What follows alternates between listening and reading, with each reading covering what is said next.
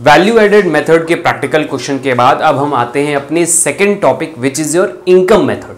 देखिए नेम से समझ में आ रहा है इनकम मेथड। इनकम हम लेकर नेशनल इनकम निकालेंगे। कैसे? तो देखिए इंडिया के अंदर बहुत लोग इनकम जनरेट करते हैं, अर्न करते हैं, तो वही सब इनकम को आप टोटल कर दीजिए, हमारी डोमेस्टिक इनकम मिल जाएगी। जो डोमेस्टिक इनकम मिल जाएगी तो आप नेशनल इनकम की तरफ जा सकते हैं NFIA ऐड करके। तो यही सिंपल सा रूल हम इस पूरे कॉन्सेप्ट में लगा के आपको समझाएंगे। तो पहले हम एक शॉर्ट पूरा ओवरव्यू लेंगे कि क्या है इसके अंदर, फिर एक एक हेड को हम डिटेल में समझाएंगे। तो चलिए कॉन्सेप्ट देखते क्या है। According to this method all the income that accrue to the factors of production by way of wages, profit, rent, interest etcetera are summed up to obtain national income. देखिए क्या बोला है, in this method all the income that accrue to the factors of production. जो factors of production है हमारे land, labour, capital and enterprise, इसके against में जो इनकम जनरेट होती, लोगों को इनकम मिलती है, जैसे यहाँ फॉर एग्जांपल दिए वेजेस, प्रॉफिट, रेंट, इंटरेस्ट, इन सारी इनकम को जब हम सम करेंगे, ऐड करेंगे, तो हमारी क्या बन जाएगी, नेशनल इनकम। नेशनल इनकम नहीं बनेगी, डोमेस्टिक इनकम बनेगी। डोमेस्टिक इनकम में हम NFIA जोड़ेंगे, नेशनल इनकम मिल जाएगी। क्योंकि इनकम तो बाहर भी तो अर्न होती है, तो बाहर से यहाँ जो भेजी जाती इनकम आ रही है इंडिया में, तो नेशनल इनकम के अंदर क्या क्या आएगा, डोमेस्टिक वाला पार्ट प्लस जो बाहर से आ रहा है, और यहां से जो जा रहा है वो माइनस। NFIA कहते हैं इसको, फीफा माइनस बीटा जो हमने बताया था। तो जो NFIA वाला पार्ट और जो डोमेस्टिक वाला पार्ट है, दोनों को ऐड करेंगे, हमारी नेशनल इनकम जनरेट हो जाएगी। तो इसी तरह हमें यहां पर कॉन्सेप्ट में अप्लाई करके नेशनल इनकम निकालना है। तो अभी हम आपको डोमेस्टिक वाला पार्ट बता दें क्या है। NFIA तो आपको बेसिक में पढ़ा ही था एग्रीगेट वाले चैप्टर में, तो कैसे निकालते हैं NFIA, फीफा माइनस बीटा। तो चलिए हम आपको डोमेस्टिक इनकम कैसे जनरेट हो रही है पहले वो समझाते हैं। तो डोमेस्टिक इंडिया के अंदर इनकम कैसे कैसे जनरेट होती है, उसके हेड्स हैं अलग अलग। देखिए ओवरऑल 5 हेड्स हैं हमारे, compensation of employ, rent and royalty, interest, profit, mixed income. इन सबको ऐड करेंगे। देखिए इंडिया में इनकम इसी तरह तो जनरेट होती है, एम्प्लॉय को कंपनसेशन मिलता है वेजेस, सैलरी के फॉर्म में, और रेंट, रॉयल्टी भी इनकम है किसी की, फिर इंटरेस्ट के फॉर्म में भी इनकम होती है लोगों की, कहीं इन्वेस्ट कर दिया, इंटरेस्ट मिल रहा है, इनकम हो रही है, और प्रॉफिट अगर बिजनेस कर रहे हैं तो प्रॉफिट होगा, वो भी इनकम है किसी की। मिक्स्ड इनकम मिला के जो अदर फॉर्म्स ऑफ इनकम होती है उसको हम मिक्स्ड इनकम कहते हैं। तो इन सब इनकम को विद इन अ कंट्री अगर जनरेट हो रही है, कंट्री के अंदर की ये सारी इनकम ऐड कर दीजिए, हमें डोमेस्टिक इनकम मिल गई। अब डोमेस्टिक इनकम में हम क्या ऐड करना है, NFIA, हमें क्या मिल जाएगा, नेशनल इनकम। तो ये डोमेस्टिक इनकम है, इन सबको ऐड करेंगे तो डोमेस्टिक इनकम आएगी। डोमेस्टिक इनकम मींस NDPFC, तो हम इन सबको ऐड करेंगे तो हमें क्या मिलेगा, NDPFC। तो हमको पता चल गया NDPFC क्या है। NDPFC से हम किधर आना है, national income which is NNPFC। तो देखिए हम ये भी हम बताएंगे क्या है। तो हमको अभी क्या मिल गया, NDPFC, इसमें NFIA अगर हम ऐड कर दें हमें क्या मिल जाएगा, नेशनल इनकम। तो बहुत सिंपल सा कॉन्सेप्ट था, बस आपको इसमें समझना क्या है, NDPFC कैसे निकालना है। ये NDPFC वाला पार्ट, NDPFC हमने आपको अभी शॉर्ट में पूरा ओवरव्यू दिया है कि कहां कहां से इनकम जनरेट हो रही है कंट्री के अंदर। तो ये सारे हेड अगर हम ऐड कर दें तो हमको NDPFC मिल जाएगा। तो चलिए अब हम क्या करते हैं, ओवरव्यू आपको मिल गया कि कैसे निकालनी है नेशनल इनकम, ये plus NFIA equal to national income. तो हम ये वाला पार्ट अब हम आपको एक एक हेड को, पांचों हेड को डिटेल में समझाएंगे। ऑपरेटिंग सरप्लस क्या होता है, इन तीनों का एडिशन, अभी हम इसको भी डिटेल में समझेंगे। तो चलिए स्टार्ट करते हैं। आपको 5 हेड्स बताए, 1 2 3 4 5, इन सारे हेड का एक्सप्लेनेशन देते हैं। एक्सप्लेनेशन आपने ध्यान से समझ लिया तो कोई भी प्रैक्टिकल क्वेश्चन आपका रॉन्ग नहीं होगा। तो सबसे पहला था हमारा कंपनसेशन ऑफ इंप्लॉइज। अच्छा, हम किसी के यहाँ वर्क करते हैं तो वो मेरे एम्प्लॉयर है, हम उसके अंडर वर्क कर रहे हैं तो हम एम्प्लॉई हैं। तो हम वर्क कर रहे हैं तो प्रोडक्टिव सर्विसेज कर रहे हैं उसके यहाँ, कुछ productive work, I am repeating, कुछ प्रोडक्टिव काम करने पे जो पैसा मिलता है वही यहाँ इंक्लूड होगा।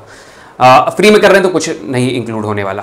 तो प्रोडक्टिव सर्विस हम उनको दे रहे तो वो रिटर्न में एम्प्लॉयर हमको कुछ दे रहा है, तो वही चीज क्या कहलाती है, कंपनसेशन ऑफ एम्प्लॉइज। एम्प्लॉइज को क्या कंपनसेशन दिया गया, सैलरी, वेजेस, ये। तो इसके 3 फॉर्म होते हैं। हो सकता है क्वेश्चन में ये ना लिखा हो, ये 3 लिख दिए हो, तो आपको इन तीनों को ऐड कर लेना है, इसको इग्नोर करिए फिर। तो अब देखिए इसमें क्या दिया है, wages and salary in cash. हम क्या वर्क कर रहे हैं तो वो कैश में पे कर सकता है, वेजेस या salary. Wages and salary in kind, उसने बोला आपको जो हम सैलरी दे रहे हैं उसमें से कुछ हिस्सा हम आपको नहीं देंगे, रहने के लिए घर दे रहे हैं, उसमें आप रहिए, उसका पैसा हम नहीं देंगे। तो हमें जो सैलरी का पार्ट है वो काइंड में मिला, मतलब कैश ना मिलकर किसी और फॉर्म में मिल गया, तो ये वाला पार्ट भी कंपनसेशन ऑफ एम्प्लॉय का होता है। नेक्स्ट है employers contribution to social security scheme, SSS। Suppose अब हम किसी एम्प्लॉयर के यहाँ काम करते हैं, तो वो मेरी सैलरी का कुछ हिस्सा काट के प्रोविडेंट फंड में ट्रांसफर कर रहा है, एम्प्लॉयर्स प्रोविडेंट फंड। तो सैलरी का हिस्सा मेरा जा रहा है ना, लेकिन वो प्रोडक्टिव सर्विस की सैलरी है। ये रूल होता है मोस्टली, इसका डिटेल में हम नहीं जा रहे कि कितने एम्प्लॉइज होते हैं, तो रूल लगता है अगर आप किसी के यहाँ वर्क करते हैं तो आपकी सैलरी का कुछ हिस्सा कट करके वो प्रोविडेंट फंड में, एम्प्लॉइज प्रोविडेंट फंड में डाला जाता है कि आप रिटायर हो तो उसका पैसा उसको एक बार में आपको मिले। तो सैलरी का हिस्सा ही तो गया ना, प्रोडक्टिव वर्क का हिस्सा ही गया। तो ये वाला पार्ट जो है अपनी मेरी सैलरी से भी कटता है और एम्प्लॉयर अपनी तरफ से भी देता है। गवर्नमेंट जॉब में मोस्टली ये सब होता है। तो जो एम्प्लॉयर ने दिया, देखिए यहां लिखा है ना एम्प्लॉयर्स कंट्रीब्यूशन, जो एम्प्लॉयर ने अपनी तरफ से दिया, सपोज मैंने 1500 रुपए दिए और एम्प्लॉयर भी अपनी तरफ से 1500 रुपए स्कीम्स में लगाता है। उन स्कीम्स का नाम सुन लीजिए, वो क्या है। जैसे यहां पर दिया हुआ है contribution to provident fund, gratuity, labour welfare funds. इन सब जगह पैसा मेरी सैलरी से भी कट के जाएगा और एम्प्लॉयर भी लगाएगा उतना ही। तो ये जो हिस्सा है ये भी मेरा कंपनसेशन ऑफ एम्प्लॉइज में काउंट किया जाता है। तो ये तो हो गया कंपनसेशन ऑफ एम्प्लॉइज। अच्छा, wages and salary in cash में क्या क्या आएगा? वेजेस हो गया, सैलरी हो गया, बोनस हो गया, ये सारी चीजें आपकी wages and salary in kind में आएगी। सैलरी ये सब नेम याद रखिएगा। तो कंपनसेशन ऑफ एम्प्लॉय कंप्लीट हो जाता है। अब आते हैं हम रेंट एंड रॉयल्टी। रेंट क्या होता है आपको पता ही है, अगर मेरी कोई एसेट है, सपोज घर है, उस पर रेंट आ रहा है, इनकम है। रॉयल्टी क्या है? मेरी कोई एसेट है, उसको हम यूज करने के राइट्स दे रहे हैं किसी को। सपोज यहां पे हम रीड कर रहे हैं, royalty refers to income received from granting leasing rights of subsoil assets. Suppose मेरी कोई जमीन है, उसके अंदर से ऑयल निकल रहा है। अब ऑयल कंपनी ने क्या किया, वो जमीन हमसे लीज पर ले ली। उन्होंने बोला कि इतने दिन तक हम आपकी इस जमीन पे काम करेंगे, ऑयल निकालेंगे, जितना ऑयल निकलेगा उस पर हम इतना आपको पे करेंगे। रॉयल्टी इसको कहते हैं। ये रॉयल्टी है, रेंट नहीं है। लीज किया ना, रॉयल्टी। तो रॉयल्टी क्या है? इनकम का फॉर्म है। रेंट अलग चीज है, रॉयल्टी अलग है। तो रॉयल्टी आपको समझ में आ गई होगी क्या है, लीज के फॉर्म में जो मिलती है। एक एग्जांपल और लेते हैं हम रॉयल्टी का। जैसे यहां पे दिया हुआ है owners of mineral deposits like कोल।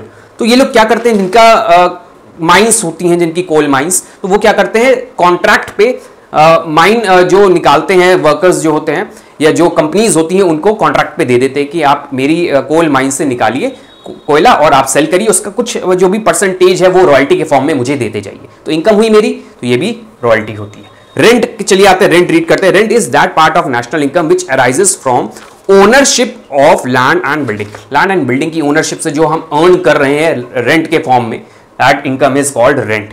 जो इनकम मिली लैंड और बिल्डिंग को देकर, that is rent. Royalty is different thing. Royalty हमें लीज पर दे रही है, कॉन्ट्रैक्ट पे हमने दी है कि आप इसमें से वर्क करिए, ऑयल निकालिए और जो हिस्सा आ रहा है उसका कुछ हिस्सा मुझे दीजिए। This is royalty. बुक को पब्लिश कर दिया मैंने, पब्लिशर उसको क्या देगा, रॉयल्टी देगा। वो मेरी जो हैंड रिटन बुक है, उस बुक को वो प्रिंट करेगा और मार्केट में सेल करेगा। जितनी बुक्स बिकेंगी उस पर कुछ हिस्सा मुझे दे देगा। ये भी रॉयल्टी होती है। तो these are the example of rent and royalty. तो ये भी इनकम का पार्ट है, ये भी नेशनल इनकम में काउंट होती है। इंटरेस्ट दिया हुआ है नेक्स्ट। तो इंटरेस्ट क्या होता है? Interest refers to amount received for lending funds to a production unit.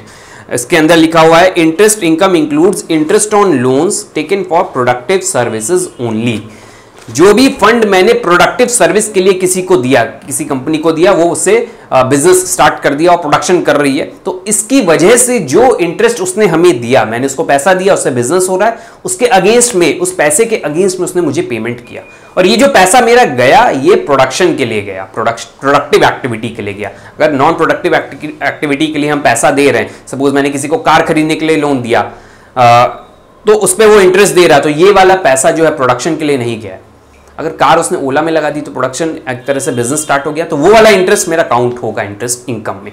तो कौन से नहीं होंगे? जो नॉन प्रोडक्टिव एक्टिविटी से जो इंटरेस्ट आ रहा है वो काउंट नहीं होगा। तो आई थिंक इंटरेस्ट भी क्लियर हो गया। नेक्स्ट है प्रॉफिट। तो प्रॉफिट के 3 फॉर्म्स होते हैं। सपोज एक एग्जाम्पल से समझाते हैं, किसी फॉर्म ने 100 रुपीज प्रॉफिट जनरेट किया, प्रॉफिट अर्न किया, तो उसमें से वो गवर्नमेंट को टैक्स देगी।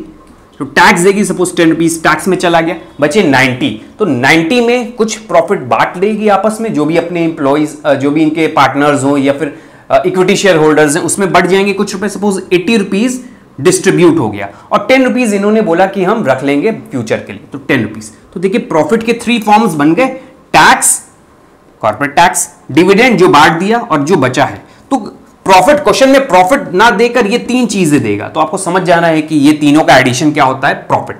हो सकता है 2 चीज दे दे और प्रॉफिट दे दे, बोले रिटेन्ड अर्निंग निकालिए, this minus addition of this, तो रिटेन अर्निंग निकल आएगा। तो इस पे भी सिंपली एक इंडिविजुअल क्वेश्चन बन सकता है और पूरे पे भी बनेगा। तो ये तो हो गया हमारा profit. Profit is the reward for risk taking, जो आपने बिजनेस स्टडीज में स्टडी कर रखा है। तो प्रॉफिट कंप्लीट हो जाता है। ये 3 चीजें याद रखिएगा। इन तीनों चीजों का एडिशन क्या है? प्रॉफिट। एक चीज और बता देते हैं, इन तीनों के एडिशन के लिए एक टर्म और बना दिया गया है विच इज नोन एज, इन तीनों को ऐड करेंगे अगर हम तो हमको ऑपरेटिंग सरप्लस मिलेगा। तो बस एक डिफरेंट टर्म है जो यहां पर यूज किया गया, ऑपरेटिंग सरप्लस। इन तीनों का एडिशन क्या है? Operating surplus. अब देखिए क्वेश्चन और डिफिकल्ट कैसे कर सकता है, हमें बोल दे ऑपरेटिंग सरप्लस, और ऑपरेटिंग सरप्लस निकालने के लिए बोले और हमको ये 2 चीज दे दे और ये 3 चीज दे दे। तो दिस 2 एंड दीज 3, इन पांचों चीजों को ऐड करेंगे तो क्या बनेगा? Operating surplus. ध्यान रखिएगा ऑपरेटिंग सरप्लस क्या है? रेंट, रॉयल्टी, इंटरेस्ट और प्रॉफिट, इन तीनों का सम है ऑपरेटिंग सरप्लस। तो क्वेश्चन आगे पीछे भी कर सकता है कि इतनी ये चीज पूछ ले और ये सब चीज दे दे, तो इतना चीजें आपको ध्यान रखनी है। लास्ट हेड पे आते हैं मिक्स्ड इनकम। तो मिक्स्ड इनकम क्या है? It is the income generated by own account workers like farmers, barbers etcetera and unincorporated enterprise like retail traders, small shopkeepers etcetera. अब हमारी कंट्री में फार्मर्स भी वर्क कर रहे हैं, क्या वो क्या रजिस्टर करवा रखा अपने आप को? नहीं। अनइनकॉर्पोरेटेड जैसे एक रिटेल शॉपकीपर है, क्या उसने अपने आप को रजिस्टर करा रखा है? नहीं, सब लोग नहीं कराते हैं। तो इनकी भी तो इनकम जनरेट हो रही है, ये भी तो प्रॉफिट कमा रहे हैं, अर्न कर रहे हैं। तो इन सबकी इनकम कहां चली जाती है? मिक्स्ड इनकम के पार्ट में। एक एग्जांपल और देते हैं डॉक्टर का। डॉक्टर अगर अपनी क्लिनिक में अर्न कर रहा है तो वो तो हमारे ऊपर वाले हेड में आ जाएगा। अगर वो अपने घर में क्लिनिक खोल रखा है और वहां से जो कमा रहा है वो मिक्स्ड इनकम का पार्ट हो जाएगा। तो ये तो हो गए हमारे सारे पांचों हेड का एक्सप्लेनेशन। क्वेश्चन करेंगे अभी हम इस वीडियो के बाद, बहुत सारे प्रैक्टिकल क्वेश्चन लगवाएंगे, तो उसमें आपको हम डिटेल में समझाएंगे। पहले इजी क्वेश्चंस करेंगे, फिर डिफिकल्ट की तरफ आएंगे। तो एक रैपअप कर लेते हैं क्या क्या हमने पढ़ा। अगर हमें इन सबको ऐड करके हमें क्या मिलेगा? NDP, NDPFC. एनडीपीएफसी क्या है? Compensation of employ, rent. तो हम 1 2 3 4 5 को अगर ऐड करते हैं, ये पांचों को ऐड करते तो हमें क्या मिलेगा? एनडीपीएफसी। एनडीपीएफसी में हमको और क्या ऐड करना होगा? एनएफआईए। एनएफआईए, एनएफआईए के बाद हमको क्या मिल जाएगा? National income. एनएफआईए कैसे निकलता है? फीफा माइनस फीटा, वो हमने प्रीवियस चैप्टर में आपको पढ़ाया था। तो हमें नेशनल इनकम का फॉर्मूला मिल गया। हम इस चीज को अगर हटा दें तो हमको क्या मिल गया? इन सबका addition plus NFIA which is national income. हमको ये पार्ट समझना था जो हमने आपको डिटेल में पूरा समझा दिया है। अब नेक्स्ट वीडियो में हम प्रैक्टिकल क्वेश्चन स्टार्ट करेंगे।